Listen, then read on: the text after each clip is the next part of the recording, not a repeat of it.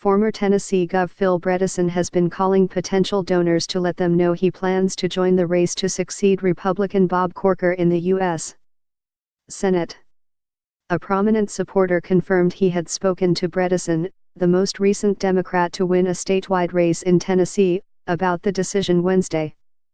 He spoke to the Associated Press on the condition of anonymity because an official announcement wasn't expected until Thursday.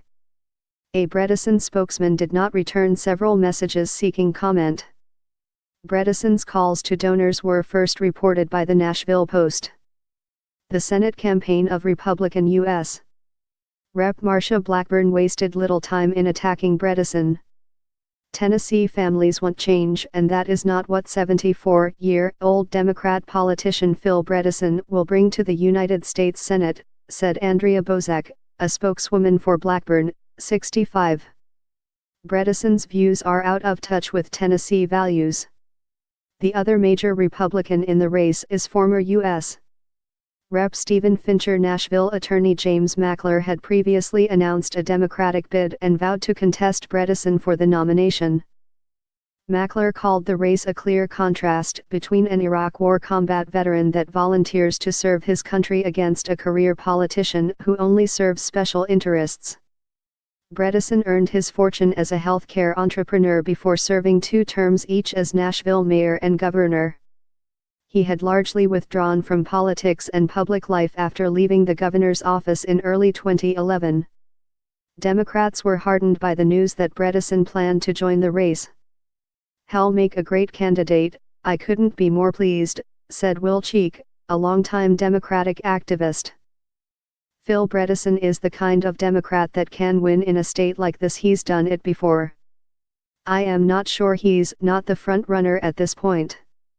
Nashville attorney Jeff Yarbrough, one of just 5 Democrats in the 33-member state Senate, said voters are still familiar with Bredesen and willing to vote for him. People in Tennessee know Phil Bredesen, and the last time he ran, he won all 95 counties, Yarbrough said.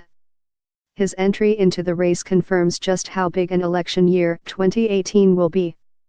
In expressing interest in running for the seat after Corker announced he wouldn't seek a 3rd term, Bredesen acknowledged it would take a vast amount of money to wage a successful bid. Set against that, I love solving problems, and in Washington right now, there is plenty of material, he said at the time. Bredesen narrowly won the 2002 governor's race to succeed unpopular Republican Gov. Don Sundquist, who spent much of his 2nd term trying unsuccessfully to pass a state income tax to help bridge a widening budget gap from exploding costs of TennCare, the state's expanded Medicaid program.